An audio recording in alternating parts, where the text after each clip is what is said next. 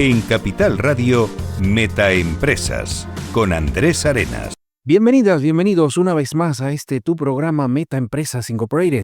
Aquí estaremos la próxima media hora compartiendo contigo de un tema muy interesante el día de hoy, porque tengo de invitada a Marisa Cruzado. ¿Qué hay? Buenos días. Buenas tardes, buenos. Bueno, esto supongo que es atemporal y espacial, ¿no? Con lo cual, buenas a todos. Aunque inicialmente salimos como ahora jueves a la 1 de la tarde, pero a veces en retransmisión puede salir un sábado en la noche, puede salir cualquier otro. Son las maravillas del ciberespacio, esto es lo que tiene. Y sí, bueno, ¿no? Y nuestra radio que está por todos lados, en redes, aquí, allá. Claro. Marisa, formas parte de un consorcio a través de un proyecto que tiene que ver con la inteligencia artificial y la igualdad. Cuéntame un poco desde el principio cómo es esto, porque nuestra audiencia, que son empresarios, ejecutivos, gente de bolsa, banca de inversión, de repente escuchará las palabras inteligencia artificial, les suena, igualdad también les suena, pero inteligencia artificial más igualdad, así se llama el proyecto. Efectivamente. El proyecto es IA más igual, como tú comentas. Y pues ¿de dónde nace? Pues mira, en este mundo loco que vivimos, hay veces que, la vida te presenta las oportunidades para poder pararte a pensar, recapacitar lo que estás haciendo y cómo estás viviendo tu realidad e intentar proyectar hacia el futuro algo que deje huella, ¿vale? Algo que por lo menos intente aportar un grano de arena a la sensatez para construir una sociedad de futuro en donde, pues las personas que nos siguen pues puedan vivir por lo menos como nosotros hemos vivido o incluso mejor. Este es un poco el germen de lo que te comento. Que además hoy, en el Día de la Radio, es muy interesante porque escuchaba esta mañana que compañeros de la radio, periodistas, estaban dejando en una cápsula del tiempo los mejores deseos para la generación de dentro de 25 años. Y este proyecto precisamente sienta o un poco intenta sentar qué es lo que va a pasar de aquí a 25 años, cómo vamos a dejar el mundo para esa generación que viene, ¿no? El proyecto lo que intenta es, ante la llegada, la irrupción generalizada de la inteligencia artificial a todos los ámbitos, de esta manera tan abrupta como lo ha hecho, ¿no? y que nos ha pillado a todos por sorpresa, aunque es un tema del que se llevan trabajando ya muchos años, y ya en los años 40 ya se hablaba de inteligencia artificial, etcétera, pero ha sido ahora, ¿no?, cuando se ha producido la explosión. La cuestión es cómo vamos a acometer esta implantación de inteligencia artificial de una manera humanística. O sea, cómo vamos a conseguir que de verdad sea algo que nos ayude a ser mejores profesionales, mejores personas en general, a viajar mejor, a relacionarnos mejor, en lugar de ser una herramienta que lo que haga es que nos sustituya definitivamente o, poniéndonos en el peor de los casos, nos destruya, ¿no? Como veíamos en películas como Terminator y todo esto. Entonces, desde ese punto de vista, nosotros lo que pensamos es, pues vamos a ver qué es lo que está pasando, vamos a ver cómo estamos implantando la inteligencia artificial. Y cualquiera de tus oyentes podrá entender que la información que hay es imposible de abarcar en una vida, porque hay muchísima información sobre todo lo que se está haciendo, y digamos que hay tres corrientes de actuación en este momento, ¿no? Una, la que están llevando los países, sobre todo asiáticos como China, que va muy enfocado a todo el desarrollo de esta tecnología, pero para el control, digamos, ¿no?, para el control de la sociedad, para tenernos vigilados, supervisados y controlados. Por otro lado, en Occidente, ¿no?, y a la cabeza Estados Unidos, por supuesto, toda la inteligencia artificial tiene un enfoque absolutamente económico, es decir, cómo generar riqueza y generar ingresos a través de desarrollos de inteligencia artificial. Y ahí tenemos a los Facebook, las redes sociales, la publicidad, todo lo que estamos viendo sobre si se ha utilizado o no se ha utilizado inteligencia artificial en las elecciones, ¿no?, para generar votos. Todas estas cosas va enfocado efectivamente a generar ingresos para grandes corporaciones, grandes empresas, los partidos políticos, como lo queramos ver, ¿no? Es decir, un objetivo crematístico. Y luego en el centro está la pobre Europa, europea, Sí. con nuestra visión sostenible de la sociedad, nuestra visión de cuidado de la sociedad, de proteger los derechos humanos, de garantizar la libertad, la democracia, en fin, estos valores que tenemos en la Unión Europea y que pasan, evidentemente, por la parte de la legislación, la certificación, la normalización, sin perder de vista que necesitamos ser competitivos, no podemos perder el tren de la competitividad. Entonces, en todo este marco, nosotros dijimos, bueno, pues puesto que estamos en Europa, y esto es en el entorno donde nos movemos, ¿qué es lo que estamos haciendo para empezar a sentar las bases de un futuro modelo de certificación, que es lo que desde la Unión Europea se nos propone, ¿no? Y claro, cuando tú te pones a pensar cómo acometer esto es complicadísimo, porque la inteligencia artificial está en todos los sectores, está en todas las parcelas de la vida. Se utiliza para el GPS en los teléfonos móviles, pero también para las redes sociales, para las plataformas de televisión que utilizamos, ¿no? Que nos analizan los gustos y nos proponen programas de televisión que nos gustan. Y, por supuesto, en tomas de decisiones fundamentales, como si te conceden un crédito, si te conceden un seguro de vida, este tipo de cuestiones, ¿no? Y hay un ámbito muy concreto que es en el mercado laboral, en donde entra el segundo factor que tiene nuestro proyecto, ¿no? Que es el de la igualdad. Es decir, todos estos avances que hemos conseguido en las últimas décadas de inclusión y de equidad, no solamente de género, sino bueno, pues todo el tema del edadismo que estamos tratando ahora, se trata mucho en las empresas, asociado a los objetivos de desarrollo sostenible, a los planes de ESG de las empresas, ¿no? De cómo incluir a personas con discapacidad, colectivos vulnerables, etcétera, en el mercado de trabajo como plataforma de acceso a la sociedad, ¿no? De retorno, de pertenecer a la sociedad y aportar valor desde el mundo del trabajo, pues cómo estaría afectando la inteligencia artificial a este mundo de la igualdad y la equidad es lo que subyace detrás del proyecto, ¿no? Entonces, pues pensamos, bueno, ¿y qué estaremos haciendo en el ámbito laboral, en el ámbito de las empresas, de los departamentos de recursos humanos, en la aplicación y uso de estas herramientas? Estaremos teniendo en cuenta que pues, puede haber datos sesgados, dónde se almacenan esos datos, estamos respetando la ley de protección de datos, estamos respetando la nueva normativa del RIA que se ha aprobado recientemente, ¿no? En verano ya ha entrado en vigor, ha empezado a entrar en vigor ahora en febrero. Estamos teniendo todas estas cosas en cuenta, cómo estamos respetando los derechos humanos, los derechos laborales, la igualdad, la equidad. Y entonces el proyecto lo que hace es analizar de manera empírica herramientas de inteligencia artificial aplicadas a diferentes procesos de recursos humanos y recabar esa información para, viendo lo que está pasando, elaborar un libro blanco de recomendaciones para un futuro modelo de certificación.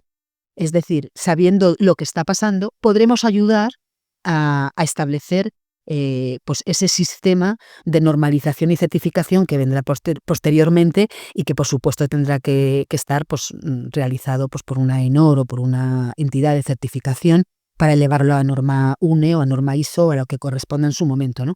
Pero esa base de conocimiento que nos hace falta para entender qué es lo que está pasando es el trabajo de investigación que estamos llevando a cabo desde nuestro proyecto, que está financiado con fondos Next Generation y que hemos lanzado a través del área de innovación social de la Comunidad de Madrid. Qué interesante. Y de hecho, miembros del consorcio hay, creo que está una universidad, creo que y algunas otras entidades que están colaborando. También está la figura del embajador. Cuéntanos un poco cómo cada una de estas piezas del puzzle encajan dentro del proyecto. Pues mira, el proyecto, como parte de una persona que es experta en comunicación, bueno, pues cuando yo me pongo a elucubrar cómo montar este proyecto para presentarlo a unos pliegos de la Comunidad de Madrid, bueno, lo primero que te encuentras, y supongo que las empresas que te oyen saben mucho más que yo de esto, es que para presentarte a un pliego con una subvención de un importe pues elevado, primero necesitas ser una empresa potente, o sea, esto no se puede hacer desde una micropyme, ¿no? Como es nuestro caso. Entonces, cuando tú te pones a leer las condiciones del pliego, bueno, pues y una vez que ves ese factor, lo primero que hice fue, bueno, pues necesito crear este consorcio, ¿no? Entonces recurro a una empresa de tecnología donde hay analistas de datos, científicos de datos que saben hacer este trabajo, ¿no? De analizar los algoritmos, que para mí son una caja negra, ¿no? Y con una empresa, una plataforma, la empresa esta es IN2, es una empresa que tiene sede en Cataluña, pero tienen oficinas en Madrid y que son expertos en este tema, ¿no? Por otro lado, busco una plataforma de contenido especializado en recursos humanos, ¿vale? Porque todo el proyecto lleva asociado una plataforma de formación, de compartir conocimiento, que es de lo que se trata, y hace falta alguien especializado en la materia, ¿no? que es ORH. Entonces, con estas 3 empresas nos presentamos al pliego y el parte fundamental para elaborar un libro blanco, evidentemente, es la parte científico-académica. Entonces ahí hicimos un concurso de búsqueda de propuestas de universidades, se presentaron 5 o 6 universidades y la que se llevó el proyecto fue la Universidad de Navarra, en concreto con DATAI, que es el Departamento de Investigación de Inteligencia Artificial, donde tienen un equipo multidisciplinar. Porque efectivamente el proyecto lo que intenta es determinar lo que te he comentado de analizar algoritmos, pero para eso lo que hemos creado es un grupo de trabajo multidisciplinar, que es la clave ahora mismo, ¿no? Tenemos científicos de datos, por supuesto, pero expertos en ética, expertos en normativa, filósofos, expertos en mercado laboral, en recursos humanos, en People Analytics, en fin, hemos creado un compendio de personas que forman un consejo asesor, que supervisan todo el trabajo que está realizándose y luego con la intención de difundir esta necesidad de mirar por un enfoque ético de la inteligencia artificial, el siguiente paso que llevamos a cabo fue crear una red de embajadores en donde buscamos a personas que tengan una inquietud parecida a la nuestra, ¿no? de intentar poner un poco de orden en lo que estamos haciendo con la inteligencia artificial desde nuestra perspectiva europea y que nos ayuden en la difusión y la sensibilización, ¿no? Y ahí pues estamos teniendo periodistas, pero también académicos, científicos, abogados, y sindicalistas incluso, ¿no? Que nos están aportando conocimiento desde sus sectores y nos ayudan a construir una red de difusión de este mensaje que es muy importante porque nadie está a salvo de sentirse afectado en negativo o en positivo por la inteligencia artificial, ¿no? Y de hecho, en el ámbito de innovación social, que es donde estamos nosotros, lo que sí que tenemos claro es que con la inteligencia artificial las personas, digamos, económicamente, bueno, pues que tienen una buena posición económica, ¿no? Que son bollantes económicamente, siempre se les impulsará hacia arriba, pero a las personas que están en riesgo de exclusión o que son de colectivos vulnerables, la inteligencia artificial los llevará incluso más hacia abajo, ¿no? Los impulsará hacia abajo. Y esto es lo que está pasando. A ver, yo por mi parte, de verdad, encantado, tanto como periodista como académico, formar parte de esa red de embajadores a la cual pues he recibido pues ese honor de formar parte. Y bueno, aquí estás, Claro. en la primera espero muchas entrevistas en donde la idea será divulgar ese conocimiento. Yo este tipo de programas los llamo de transferencia de conocimiento porque los estudios académicos no pueden quedar allí guardados en una publicación que hagas y punto, sino que debe darse a conocer en un idioma sencillo, como bien lo has hecho magistralmente hoy en esta entrevista, y que permita ilustrar todo lo que este proyecto impacta, lo que implica y hasta dónde puede ayudar, porque no existe realmente ese libro blanco en donde se pueda lograr una certificación. Hay muchas normas, hay muchas, digamos, legislación que regula la parte de la igualdad, cómo debe estar compuestos los consejos directivos de las grandes empresas. Pero cuando entra la IA en funcionamiento, ya la cosa es diferente. O sea, el tratamiento de los datos, si la IA tiene o no tiene sesgos, lo hemos visto. De repente le pedimos a cualquier herramienta, hazme una imagen de tal cosa, pues ella tiene preconcebidas que en estas cosas son mujeres, en estas cosas son hombres, y ahí hay un poco de sesgo, ¿no? También en la manera como el algoritmo presenta algunas respuestas. Y me imagino que en todo eso el mundo en el que estás trabajando es impresionantemente grande y profundo, ¿no? Mira, es la inmensidad, porque además es que hay una cuestión que como reflexión creo que debemos de conocer, y es que estamos haciendo predicciones de futuro, Claro. es decir, estamos utilizando la inteligencia artificial para predecir pues inversiones, para predecir perfiles que voy a necesitar profesionales, para todo este tipo de cosas, con datos del pasado. Porque en los datos lo que hay es nuestro histórico. Y por lo tanto estamos seguros de que ese histórico responde a las necesidades actuales. Pues es difícil de entender que sea así. Por eso pasan cosas como, por ejemplo, que pongan en marcha un bot dentro de Twitter, ¿no? Y que al poco tiempo ese bot se vuelva absolutamente machista, xenófobo, porque aprende de la red. Y lo que hay en la red, mayoritariamente, pues es pues ese tipo de sentimientos, ¿no? Entonces, eso mismo ocurre con los datos que nosotros utilizamos en el entrenamiento. Mira, yo creo que para tu audiencia un tema que tienen que plantearse seriamente es a la hora de invertir en inteligencia artificial, que habrá que hacerlo porque, oye, está claro que mejora la productividad y que es rentable, hay que hacerlo. Luego, como hay que hacerlo, una de las primeras cosas que hay que hacer, sobre todo en el ámbito de los recursos humanos, es entender muy bien qué tengo que preguntarle a mi proveedor de herramienta digital sobre cómo esa herramienta ha sido entrenada, con qué datos, dónde están esos datos alojados, los datos que yo le voy a facilitar para adaptar mi modelo, ¿no? El modelo a mi empresa, dónde se van a alojar, porque hay un reglamento europeo muy claro a este respecto y tú tienes que saber dónde van a estar tus datos y con qué datos ha entrenado esa herramienta, porque ahora mismo uno de los problemas que tenemos en Europa es que desarrolladores europeos prácticamente no hay. Son casi todos norteamericanos o indios, ¿no? Chinos, pero no europeos. Por lo tanto, es muy probable que esas herramientas, esos modelos de inteligencia artificial hayan sido entrenados con datos que corresponden a otras culturas y no solamente a otras culturas demográficas, sino en entornos con otras normativas laborales, otras normativas de protección de datos. Y claro, eso a la hora de funcionar en Europa, pues estamos seguros de que eso funciona como debe funcionar. Y una vez que yo aporto mis datos, estos datos, ¿cómo los trato? ¿No? Entonces nos encontramos con cosas francamente muy interesantes, como por ejemplo, cualquiera, desde el desconocimiento y la ignorancia, y yo me meto en ese grupo, a mí se me ocurriría pensar que, bueno, si yo voy a facilitar, por ejemplo, para un algoritmo que voy a contratar, ¿no? El servicio de un algoritmo para predecir fuga de talento en mi organización, que es una cosa amable, digamos, ¿no?